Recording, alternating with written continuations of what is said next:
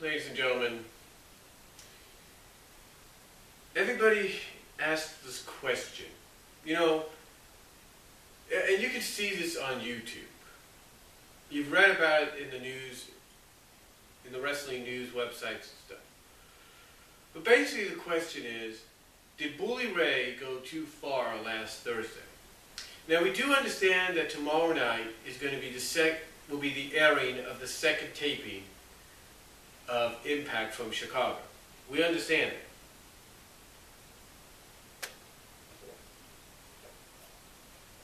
Okay? We understand that. But the question is, what happened afterwards? Well, not the question, but the one thing people are talking about is what happened afterwards off camera, but apparently it was caught on YouTube. Now, some people have come out and argued whether or not the person that Bully Ray addressed was probably a planted fan or a planted wrestler who was acting like a fan because of the way he looked. But still, the question is, did Bully Ray go a little too far when he called this fan a faggot or a fag?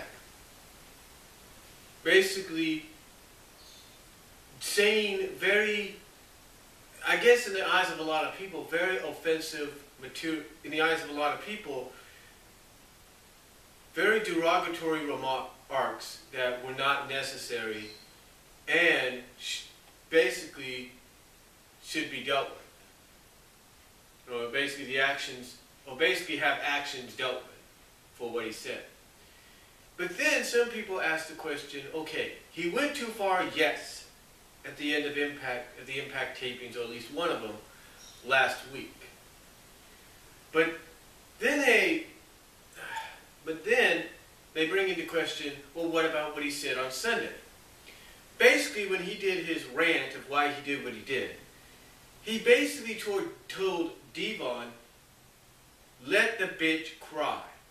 And he was addressing Brooke Hogan, Hulk Hogan's daughter, Brooke Bolea, if you will, as the stupid bitch. Now, some people apparently have taken that as a little offensive, and for other reasons. Well, mainly because of women, and basically it is kind of insulting when you say, hey, let the woman cry, like you don't care, that you just did something you shouldn't have done. Now, a lot of people, believe it or not, a lot of people, some insiders and writers and reporters, basically did come to the defense of Bully Ray. That's hard to believe. They came to his defense because basically they said what Bully was doing was in character. Now, it's also been reported that Bully Ray did apologize for his actions. From what I understand, he did apologize. But the question is now, did Bully Ray go too far? And more importantly, is TNA going a little too far with the Bully Ray character? Well, let me kind of refresh a lot of people's memories about something. Let me kind of take you back in time. It was either 98 or 99. It was Heat Wave, the ECW Heat Wave pay-per-view. And I don't know if it was the 98 version or the 99 version from Dayton, Ohio. But basically what happened is you had Bully Ray, as Bubba Ray, almost cause a riot in the Dayton arena. Because of the way he was acting. Because of the fact that he was so in character as a heel that he could cause riots. And yes, ECW did get in trouble at times for allowing Bully Ray, for Bubba and Diva, but mostly Bubba, to do this. But you gotta understand, and this has been throughout all of wrestling. You gotta understand, if you're gonna be the major heel, you're gonna be the heel that everybody's gonna tune in to the weekly program, or sacrifice $35 to $45 to order said pay-per-view, or pay $15 to $20 for a ticket to a live event. And throughout history, the role of the major heel is to bring people in, to attract viewers, so they can finally see the inevitable hero come out of nowhere, beat the hell out of the villain, beat the hell out of the major heel and take what that major heel values the most. I mean, this has gone through all of time. All of time. Doesn't matter who the major heel was. Throughout all of time, people would do this. They would. You know, I mean, you could say it happened at times maybe with the late Fritz von Erich. Erich, when he was the German guy. You could say it's happened with Bill Watts. You know, you could say it's happened with George the Animal Steel. I mean, the list goes on. I mean, heck, you want a perfect example of a major heel getting over and people being offended by what they do, even to the point that they want this guy off of the TVs, if not out of the lives, period. Try 1991. Sergeant Slaughter, Hulk Hogan. What does that tell you? I mean, here is Sarge, a proud American, portraying an Iraqi sympathizer. And even though he stated to Vince McMahon, and he stated through many interviews that he would not burn the American flag, but would burn the next best thing, and that being a Hulk Hogan t-shirt with the red and yellow colors. You know how over, let me remind you how over, and if anybody's new to this, let me tell you how over he was as a heel. Originally, WrestleMania 7 was supposed to be in the Los Angeles Memorial Coliseum. But because of security reasons, and because of the fact that Vince McMahon and Sargent and his family were threatened because of the way he was being portrayed, because of the way he was acting and coming across television as that sympathizer, they had to move it into the sports arena. They had to move Sergeant Slaughter's family to a safer location. All because of this. And you wonder why a year after he came back and did this, a year later he was back to being an American. Because they could only go so far. Oh, so far. Or they decided, you know what? Let's just make him American again. Let's have him go babyface. Because, honestly, I think they realized they went a little too far.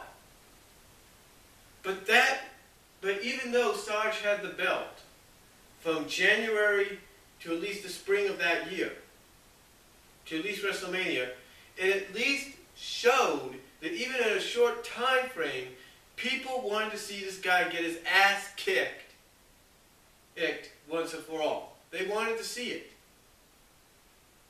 The same, believe it or not, 96 to 97. When Hulk Hogan turned heel at Bash at the Beach 96, people were pissed off. Longtime fans were pissed off. I was upset at first, but eventually I jumped on the NWO bandwagon, who didn't?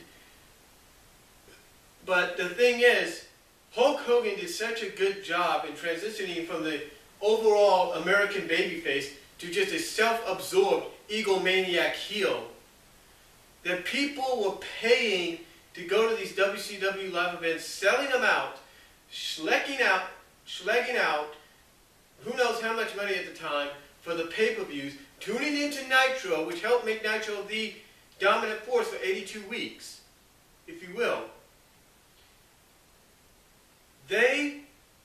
Hulk Hogan did his job to the point that people, like I said, would pay to go to a live event, shell out the money for a pay-per-view, tune into Nitro and even Thunder and even Saturday Night's Main Event just to see somebody knock Hulk Hogan off his perch.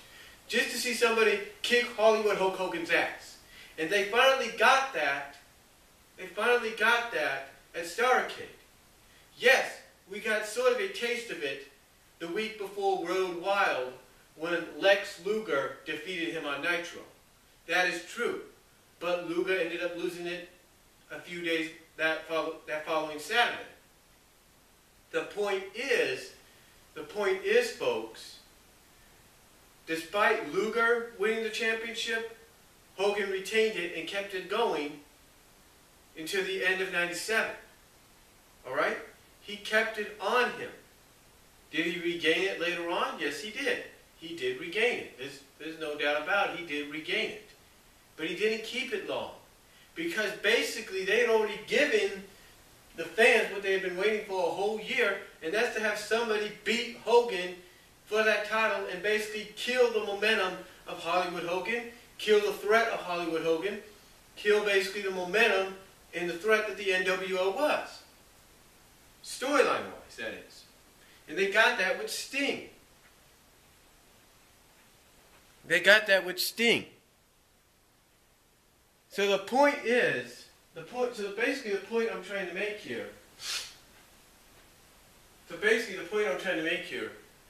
is, no matter what you think about no matter how far you think Bully Ray went and how far TNA is going to allow him to go, or if they allowed him to go that far, the fact is, it's not the first time. Yes, there have been it's not the first time. And again, it's all about generating that heat to where you have people pay to see you get your ass kicked. Where people shell out the money to watch a pay-per-view to get your ass kicked. To where people will literally tune into Impact to see you get your ass kicked. Now, again, did he go a little too far? Well,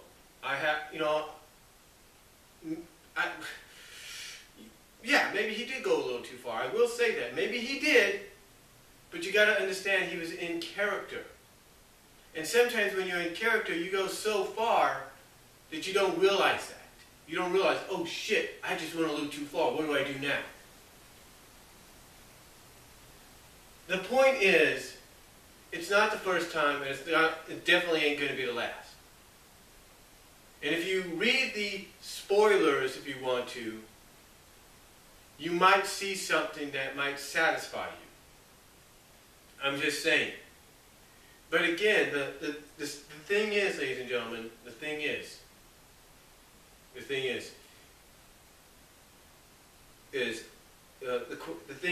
did Bully Ray go too far? After Impact, off camera, caught on YouTube, yeah, and reported, yeah, maybe he did go a little too far. I will admit that. Did he go a little too far after lockdown, which was filmed, which was on camera? Perhaps a little bit. Perhaps, well, maybe, well, not. Oh, okay, look, I don't really know how to answer this, but I will say this. Did he go far? Did he go a little too far? Yeah. Perhaps in the eyes of a lot of people, he did go a little too far. I will admit that. But again, like I said, it's all about generating that heat. And you have to remember, reports are coming around that he did apologize for what he said to that fan. So, you just got to look at it from a sense, from a business sense, that yes, he probably went yes, he did go too far, maybe a little too far. But you got to look at it at the fact that he did it because it's to attract business. I mean, you think TNA's stupid? You don't think they're smart enough to realize, hey, if this gets out, we're going to have people talking about our company. We're going to have people tuning into Impact. We're going to have people shelling out money for our pay-per-views, wanting to shell out money for our live events. TNA's smart in what they're doing. Now, whether you like the Aces and Eights stable or not, and you feel as though, it takes them this long to get momentum, you have to realize it's about garnering that heat. And TNA obviously knows that Bully Ray can do that. They know Bully Ray, in the right environment, with the right situation, can do that. Again, an example being the Heat Wave pay-per-view that he nearly caused a riot at. They know he can do it. They know he can. And it's like he and Devon said in the Rise and Fall of ECW documentary. People paid to see them, tuned in, paid, ordered pay-per-views to see them get their ass kicked. So, did he go a little too far? Perhaps. Perhaps in the eyes of many. But again, that's what a heel has to do to get over and attract people to the product. So, and keep talking about it too. So that's all I'm going to say. Let me know what you guys think. Comment down below. Do you think he went too far? And I'll talk to you later.